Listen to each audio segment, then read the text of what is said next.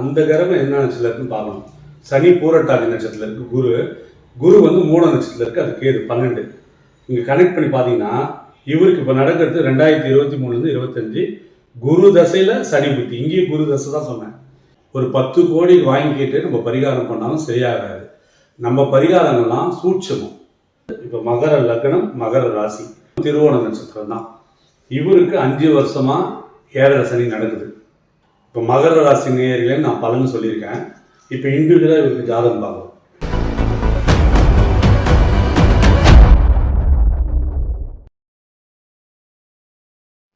வாராகி அம்மன் அருள்வாக்கு போனில் அனைத்து கஷ்டங்கள் தீர, திருமணம், வேலை, தொழிலில் உள்ள தடைகள் விலக, வாழ்வில் வெற்றி பெற வாராகி அம்மன் அருள்வாக்கு போனில் 8190077666.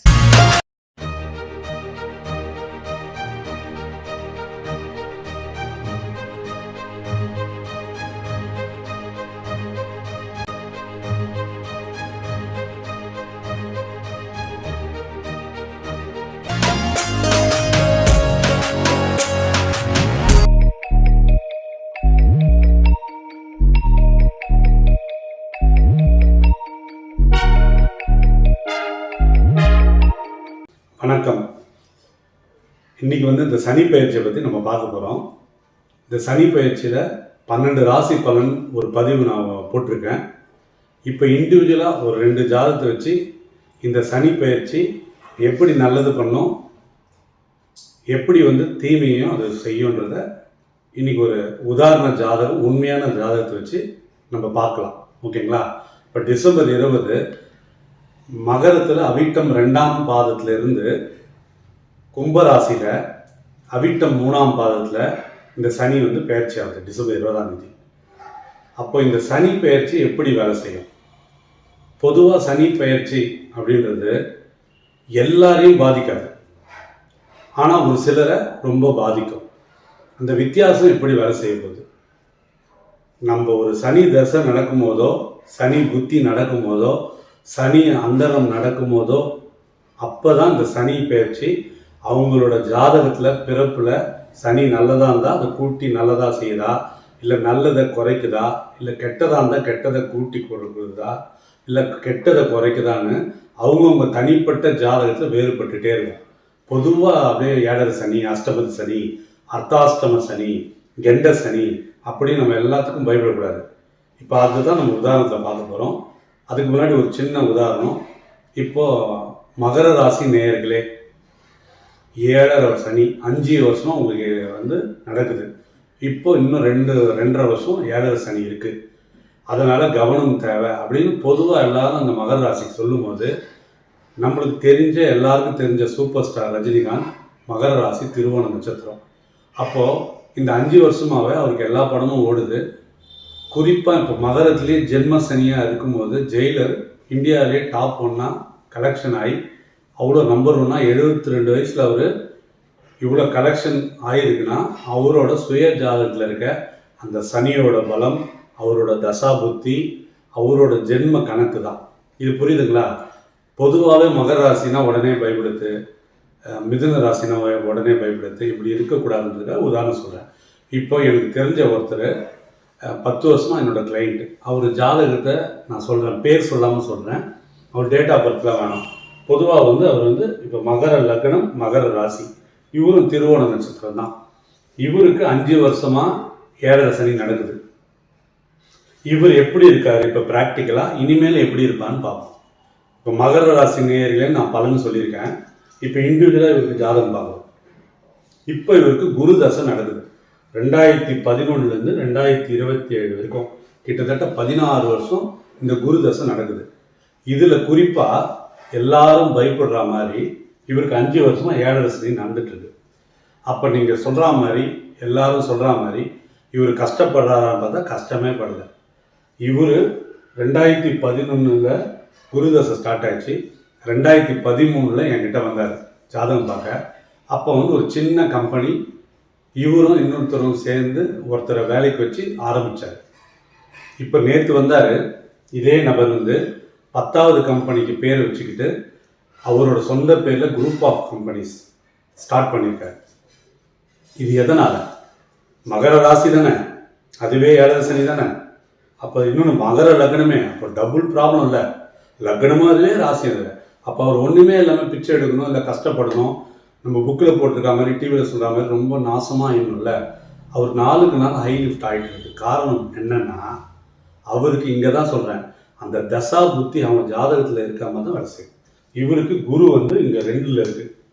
இவருக்கு குரு தசை தான் 2011 2027 வரைக்கும் நடக்குது. இந்த குரு தான் சொந்த நட்சத்திரத்தில் இருக்கு. ஒரு கிரகம் தான் நின்ற நட்சத்திரத்தின் பலனை தரும். அதுவும் சொந்த நட்சத்திரத்தில் இருந்தால் அதோட அர்த்தம் என்னன்னா, அதுக்கு ஜாதகத்தில் ஒரு ஃபார்முலா இருக்குது. ஒரு கிரகம் சொந்த நட்சத்திரம் இருந்தால் இருக்கும் இடத்தையும் அதோட ஆதிபத்தியத்தையும் வேலை செய்யும். இருக்கும் இடம்னா 2, ஆதிபத்தியம் வந்து 3. அப்போது 2ஆம் இடம்ன்றது பணம். இவர் குரு தசை ஸ்டார்ட் பண்ணதுலேருந்து இவருக்கு விதி என்னன்னா சொல்லப்படுது, சனி எங்கே இருந்தாலும் 7 சனியாக இருக்கட்டும், அஷ்டமத்து சனியாக இருக்கட்டும், இங்கே டைம் டேபிளில் இதுக்கு ஹெட் ஆஃப் த டிபார்ட்மெண்ட் வந்து குரு தான். குரு வந்து சொந்த நட்சத்திரத்தில் இருக்குது. அப்போ 2ஆம் இடம்ன்றது பணம். அவருக்கு பணம் கிடச்சிட்டே நிறைய பிஸ்னஸ் பண்ணுறாரு. 2வது குருன்னா டீச்சிங். குருன்னா டீச்சிங் தானே.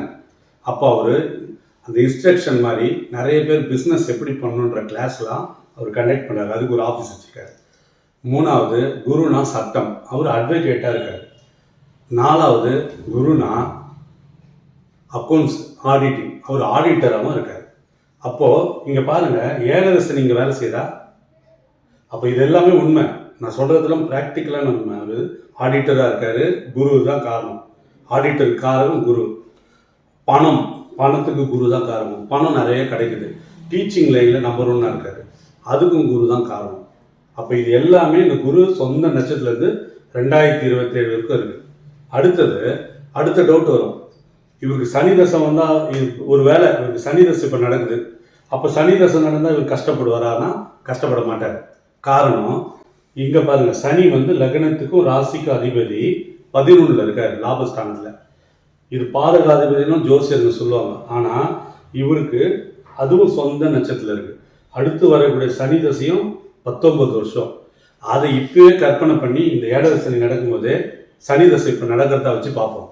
இது சொந்த நட்சத்திரத்தில் இருக்கிறதால ஆதிபத்திய பலனை தரும் போது ராசி அதிபதி இங்கேருந்து வேலை செய்கிற மாதிரி, அதே மாதிரி லக்னாதிபதி லக்னத்திலேருந்து வேலை செய்கிற மாதிரி, சுய அறிவு, கீர்த்தி, புகழ், அந்தஸ்து, கௌரவம், திறமை எல்லாம் நாளுக்கு நாள் இப்போ சனி தசை இவருக்கு நடந்தாலும் 7 சனி இவரோட 1% பாதிக்காது. இதுதான் சொல்லுவோம், சாரம் பார்த்து பதில் சொல்லு, பலன் சொல்லுவோம். ஜாதகத்தோட பலனை துல்லியமாக பார்த்து அதில் அவங்களுக்கு எப்படி வேலை செய்யுதுன்னு பார்க்கும்போது, இப்போ நீங்கள் பொதுவாக எடுத்தும்போது யார்கிட்ட வேணால் காட்டி பாருங்கள், 5 வருஷம் உங்களுக்கு நல்லாவே இல்லை, நீ உருப்படவே மாட்டேன், இன்னும் 2.5 வருஷம் நீ நல்லாவே இருக்க மாட்டேன்னு சொல்லுவாங்க. ஆனால் அவர் அப்படி இல்லை. ஆஸ்ட்ரோ லாஜிக், நிதர்சன உண்மை. நம்ம சொல்லும்போது ஆமான்னு சொல்லணும். அப்போ எல்லாமே கரெக்டாக நடந்து பாருங்கள். இப்போ இந்த கிரகத்தில் அவருக்கு மேலும் மேலும் வளர்ச்சி தான். சனி தசையில் இன்னும் பெரிய லெவலில் வருவார். இது நல்லா இருக்கிற ஜாதகம்.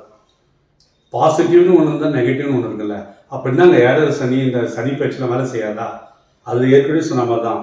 நம்ம ஜாதகத்தில் அது நல்லதை கூட்டுதா இல்லை கெட்டதை கூட்டுதா அப்படின்றத நம்ம பார்க்கணும்.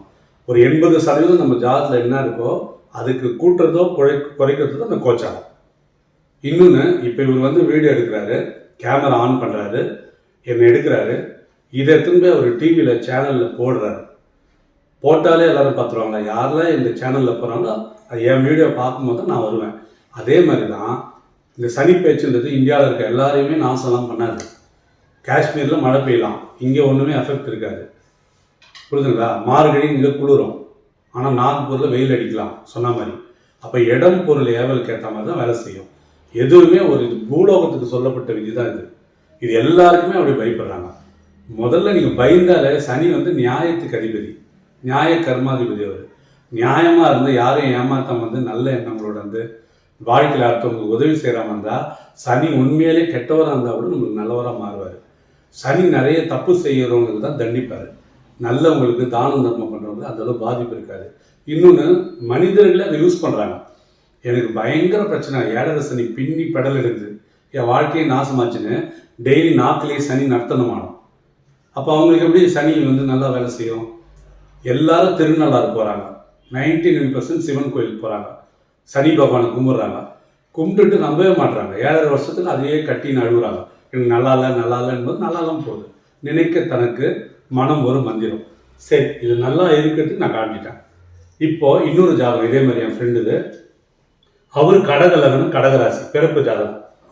இப்போ சனி அவருக்கு பிறக்கும் போதே 8ல் இருக்கு. அகப்பட்டவனுக்கு அஷ்டமத்தில் சனி. பொதுவாகவே ஒரு போராட்ட வாழ்க்கை தான் இருக்கும். இந்த சனி வந்து இங்கே குரு எப்படி பூரட்டாதியில் இருக்குது சொந்த நட்சத்திரத்தில், ஆனால் சனி வந்து இங்கே பூரட்டாதி நட்சத்திரத்தில் இருக்குது. பூரட்டாதினா குருவோட நட்சத்திரம். அந்த குரு வந்து 6ஆம் இடத்துல இருக்குது. இந்த குரு வந்து 6ஆம் இடத்துல இருக்குது. இந்த சனி இருக்கிற நட்சத்திரத்தை சித்த நாடியில் என்ன சொல்லுவாங்கன்னா ஜீவ நாடிலாம் ஜீவன் நேத்திரம்னு. ஒரு கிரகம் ஒரு நட்சத்திரம் இருந்தால் அந்த கிரகம் என்ன நட்சத்திரம் இருக்குன்னு பார்க்கணும். சனி பூரட்டாதி நட்சத்திரத்தில் இருக்குது. குரு வந்து மூல நட்சத்திரத்தில் இருக்குது. அது கேது 12. இங்கே கனெக்ட் பண்ணி பார்த்தீங்கன்னா இவருக்கு இப்போ நடக்கிறது 2023 25 குரு தசையில் சனி புத்தி. இங்கேயும் குரு தசை தான் சொன்னேன். இங்கே குரு தசையில் சனி புத்தி 2025 வரைக்கும் இருக்குது. இப்போ இவருக்கு என்ன நடக்க போகுது? இவருக்கும் பேர் சொல்லலை. இவருக்கு 6ஆம் பாவத்தோட தொடர்பு கொள்ளுது சனி. இந்த 6ஆம் பாவம் 12ஆம் பாவத்தோட தொடர்பு கொள்ளுது. அப்போது ஒரு ஜாதகனுக்கு 6, 8, 12 துர்ஸ்தானம். 6னா நோய், 8னா மிக கொடிய நோய், 12னா ஹாஸ்பிட்டலைஸ், 6, 8, 12 ஒன்றா சேர்ந்தா மரணம். இப்போ இவருக்கு 2025 வரைக்கும் மிகப்பெரிய ஆபத்து இருக்குது. இது எல்லா ஜாதகத்திலும் எப்படி இருந்து கன்ஃபியூஸ் பண்ணிக்காதீங்க. இதில் நட்சத்திர கோட்பாடு இருக்குது, தசா புத்தி இருக்குது. இவருக்கு நான் தசா புத்தியே போட்டேன். குரு தசையில் சனி புத்தி. இப்போ இவருக்கு மிகப்பெரிய பரிகாரம் பண்ணோம். ஒரு 10 கோடி வாங்கிக்கிட்டு நம்ம பரிகாரம் பண்ணாலும் சரியாகாது. நம்ம பரிகாரங்கள்லாம் சூட்சமம். நோய் நாடி நோய் முதல் நாடி அது தனிப்ப வாய் நாடி வாய்ப்பை செயல். இவருக்கு பரிகாரங்கள் ரகசியங்கள். அவர் நேரடியாக வரும்போது அந்த உயிரோட்டங்களோட நம்ம பரிகாரம் சொல்லும் போது அதை அவரே தான் பண்ணிக்கணும். நம்ம பண்ண போகிறதில்ல. இவ்வளோ பணம் கொடுக்க, இதை பண்ணணும் அதை பண்ணணும் நம்ம சொல்ல போகிறதில்ல. பட் இதுக்கு ரூட் இருக்குது. பரிகாரங்களை சின்சியராக வந்து அவருக்கு கர்ம அடிப்படையிலிருந்து என்னையோ என்ன மாதிரி ஒரு முற்போக்கு சிந்தனையான ஜோதிடர்களை பார்க்கும்போது இதுலேருந்து மீண்டு வர வாய்ப்பு இருக்குது. இல்லைன்னா நிச்சயம் எங்கள் ப்ராப்ளம் தான். ஏன்னா 6, 8, 12 இது என்ன சொல்லுதுன்னா, ஒன்று கடன் ருணரோக சத்துருன்னு வாங்க. கடனில் அழிஞ்சிடுவார், இல்லை வியாதியில் அழிஞ்சிடுவார், இல்லை வழக்குலேயே அழிஞ்சிடுவார். அப்போ ருணரோக சத்துரு 3ல் ஏதோ ஒன்று பண்ண போகுது. இவருக்கு ஹெல்த் ப்ராப்ளம் மேஜராக இருக்குது. அந்த ஹெல்த் ப்ராப்ளம் இன்னும் மல்டிபிள் ஆகிடுச்சு. இப்போ ஒரு ஹாஸ்பிட்டலில் தான் இருக்கார். இப்போ இவர் நம்மக்கிட்ட பார்க்கும்போது தான் நம்ம சொல்ல முடியும். நம்ம பார்க்கும்போது இதுக்கு பரிகாரம் சொன்னால் நிச்சயம் மீண்டு வந்துடுவார். அதுக்கு வழி இருக்குது. மிகப்பெரிய பரிகாரங்கள்லாம் நம்ம சித்தர்களும் சான்றோர்களும் மகான்களும் சொல்லியிருக்காங்க. அதை நம்பினார் கெடுவதில்லை 4 முறை தீர்ப்பு மாதிரி அவர் நம்பிக்கையோடு இந்த பரிகாரங்கள் பண்ணும்போது மீண்டு வரலாம். நான் சொன்ன மாதிரி பரிகாரங்கள் ரொம்ப எளிமையானது, சூட்சமமானது. அவங்களே பண்ணிக்கணும். அவர் ஹாஸ்பிட்டலில் இருக்காங்கன்னா அவர் ஏன் போய் பண்ண முடியுமா? அவங்களோட வெல்விஷர், அவரோட மனைவியோ பசங்களோ இல்லை அவங்களோட அப்பாவோ யார் ஒன்றா அவங்களுக்கு யார் நல்லா இருக்கும்னு நினைக்கிறாங்களோ அவங்க மூலிமா நம்ம சொல்லும்போது இந்த பரிகாரங்கள் 100% வேலை செய்யும். இந்த 10 வருஷ இந்த ஜோதிட அனுபவத்தில் பரிகாரங்கள் மூலிமா 90% இந்த மாதிரி ஆபத்துலேருந்து விலகினவங்க நான் தினந்தோறும் பார்த்துட்டு தான் இருக்கேன். இது என்னை பற்றி நான் சொல்ல வரல. இதில் வந்து ரூட் இருக்குது, பயப்பட வேணான்னு சொல்ல வரேன். கடவுளோட பரிகாரங்கள் இருக்குது, தானியங்களில் பரிகாரங்கள் இருக்குது, விருட்ச சாஸ்திரம் இருக்குது, தானங்கள்லேயே ரத்த தானம் இருக்குது, அப்புறம் பறவைகள் சார்ந்த விஷயங்கள் இருக்குது, மிருகங்கள் சார்ந்த விஷயங்கள் இருக்குது, உணவுகள் சார்ந்த விஷயங்கள் இருக்குது, மனிதனுக்கு மனிதன் பெயர் மூலிமா. நான் நிறைய பேர் சொல்லுவேன், உங்கள் வீட்டில் இவங்க இருக்காங்களா, ராமச்சந்திரன் இருக்காரா, சோமு இருக்காரா, ஷர்ட் வாங்கி கொடுங்க, படம் வாங்கி கொடுங்கன்னு சொல்லுவேன். முன்வினை கர்மாவில் இருக்கவங்க தான் நம்ம இந்த ஜென்மத்தில் நம்மளுக்கு கனெக்ஷன் ஆகும், நன்மைக்கோ தீமைக்கோ. அந்த கர்மாவை முன்வினை கர்மாவிலேருந்து எடுத்து நம்ம அந்த ஊழ்வெளியிலேருந்து எடுத்து சொல்லும்போது இது பவர் ஆகும். புரியுதுங்களா? ஜாதகம் தெரியலனா கூட கட்டத்தை புரிஞ்சுங்க. 8ல் சனி இருக்குது. இப்போ கோச்சாரத்தில் இங்கேயே ராசிக்கு 8ல் வந்துச்சு சனி. அகப்பட்டவர்களுக்கு அஷ்டமத்தில் சனி. இது மட்டும் ப்ராப்ளம் இல்லை, அது பூரட்டாதி நட்சத்திரத்தில் இருக்குது பிறக்கும் போது. இப்போது இந்த சனி வந்து 6ஓட தொடர்பு கொள்ளுது. அப்போது 6, 8, 12 ரோதனை, வேதனை, சோதனை. நல்ல போதனை இருந்தால் சாதனை இவங்களுக்கு நிச்சயம் வரும். இப்போ நன்மையும் சொல்லிட்டோம், தீமையும் சொல்லிட்டோம். இப்போ ராசி பலனை நான் எப்படி சொல்கிறது?